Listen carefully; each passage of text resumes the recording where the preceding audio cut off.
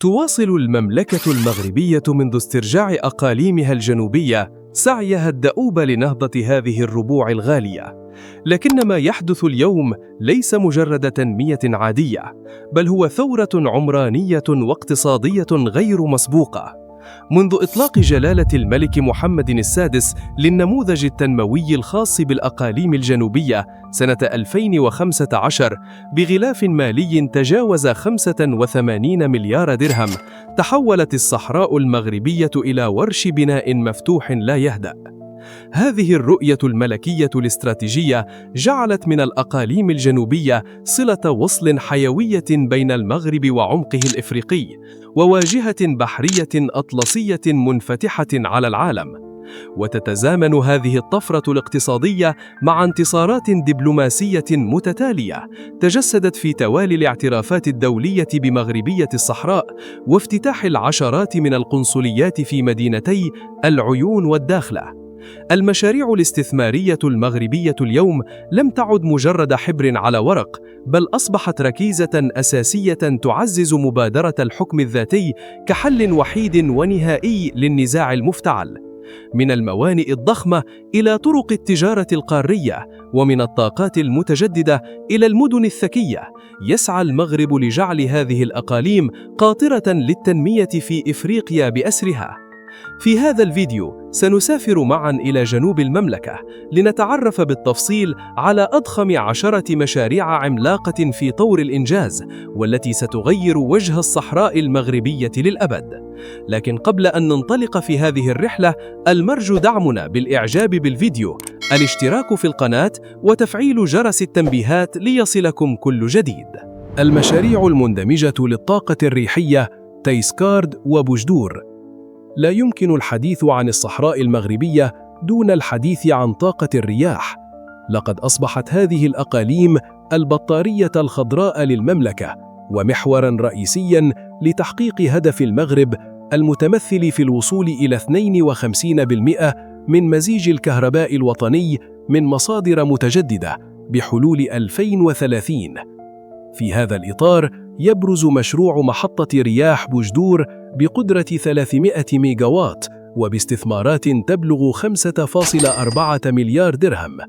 هذا المشروع الضخم يسهم في خفض نحو 790 ألف طن من الانبعاثات الكربونية سنوياً. وإلى جانبه نجد محطة رياح تيسكارد التي تبلغ قدرتها 100 ميجاوات باستثمارات تقارب 1.8 مليار درهم.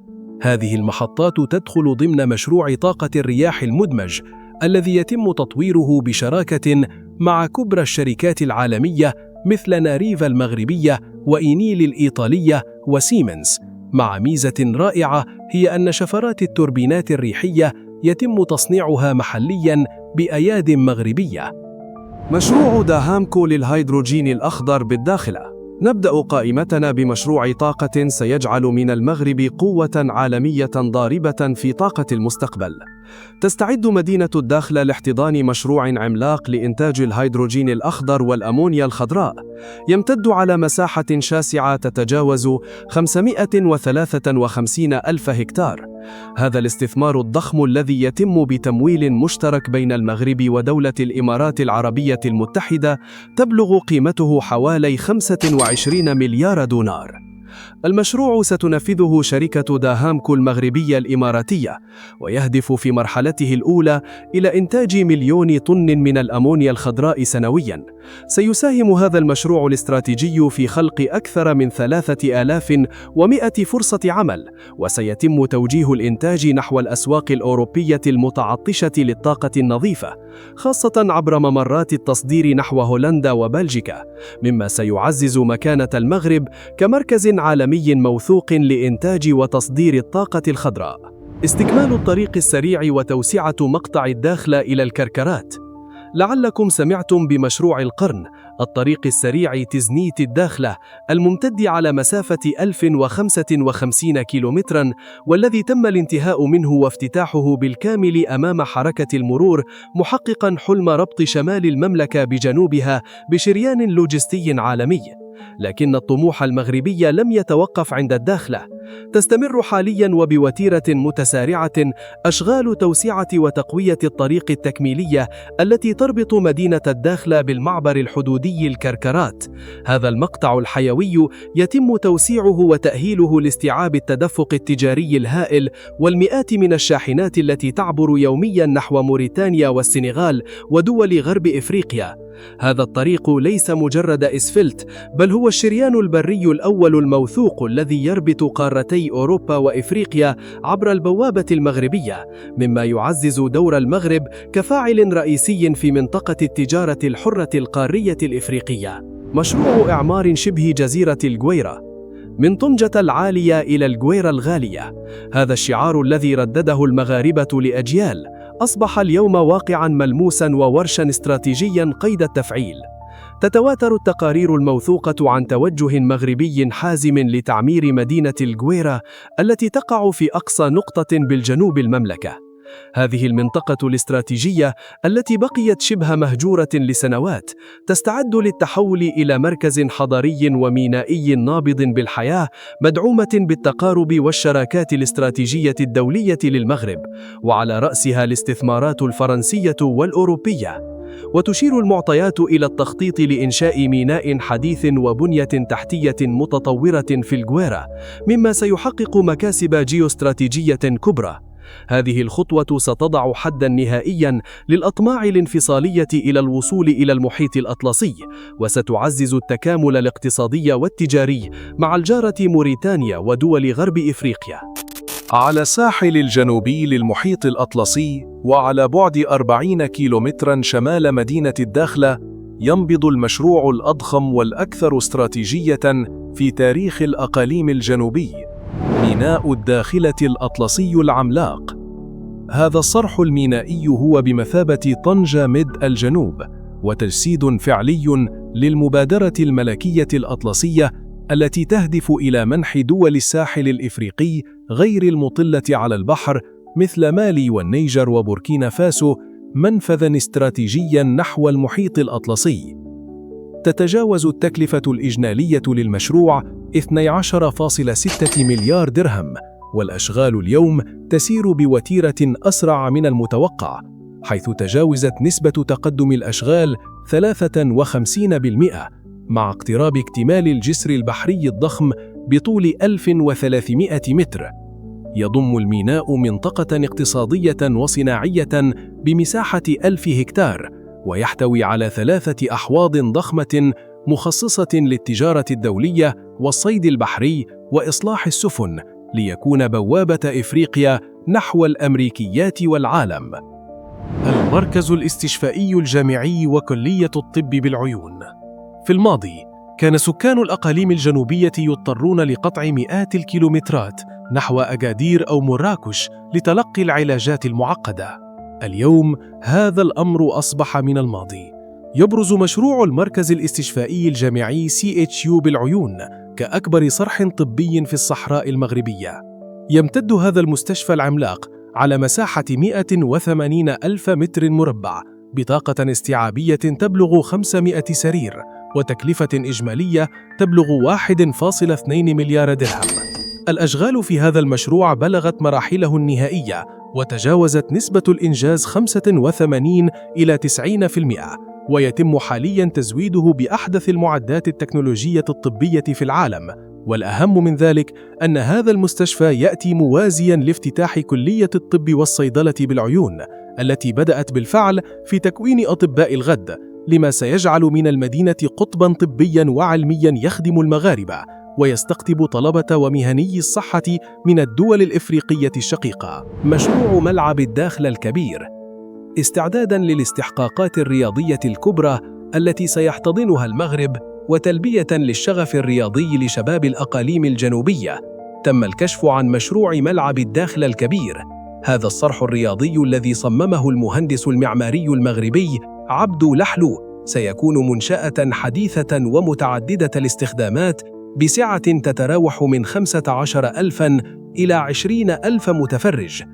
يتميز الملعب بتصميم معماري فريد ومبتكر يستوحي خطوطه وجمالية سقفه من تموجات رمال الصحراء وأمواج المحيط الأطلسي ليتناغم تماماً مع بيئة الداخلة.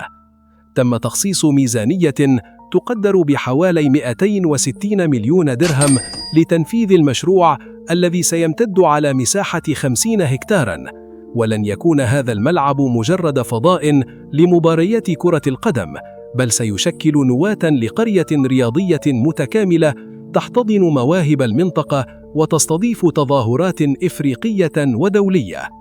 لمواجهة التحديات المناخية والإجهاد المائي، يعتبر مشروع محطة تحلية مياه البحر شمال مدينة الداخلة معجزة هندسية وزراعية بكل المقاييس. تخيلوا معي محطة تحلية مياه ضخمة تعمل بنسبة 100% بالطاقة الريحية النظيفة دون استخدام قطرة وقود واحدة. الأشغال في هذه المحطة شارفت على الانتهاء بنسبة تقدم بلغت حوالي 90%، بتكلفة استثمارية تصل إلى 2.5 مليار درهم.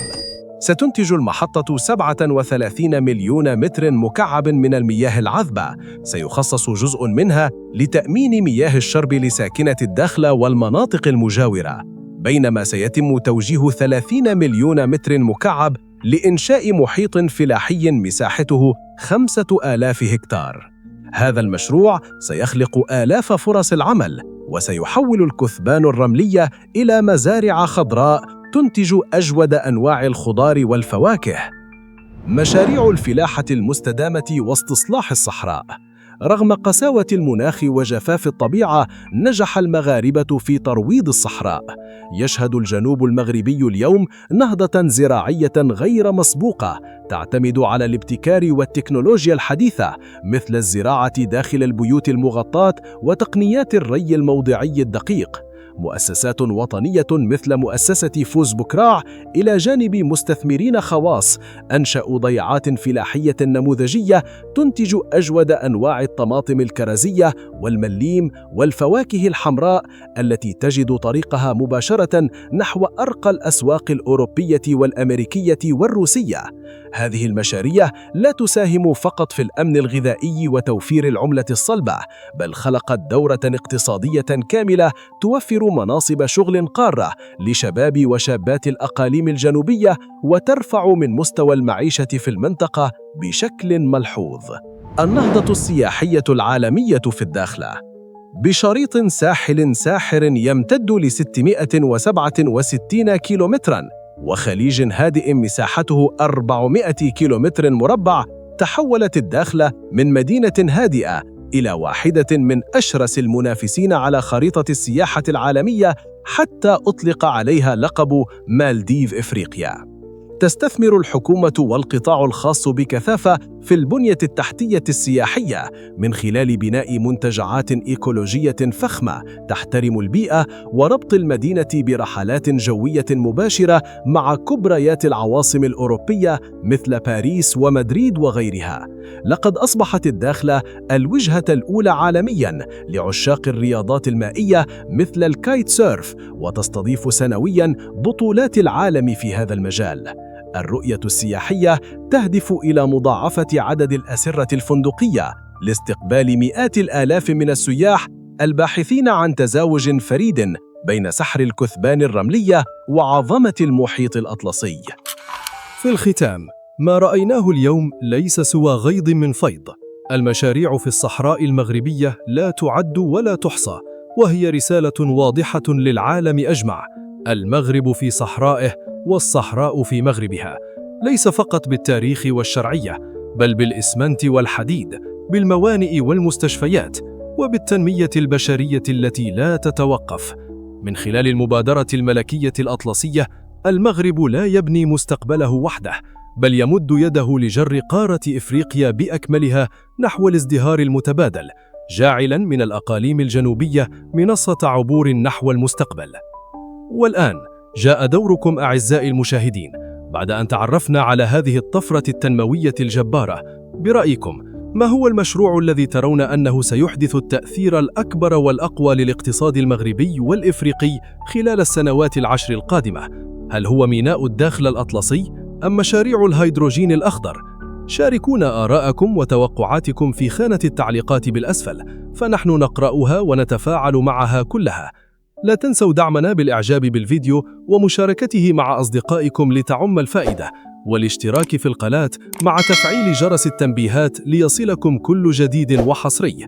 شكرا على حسن المتابعة، دمتم في رعاية الله، وإلى اللقاء في فيديو قادم.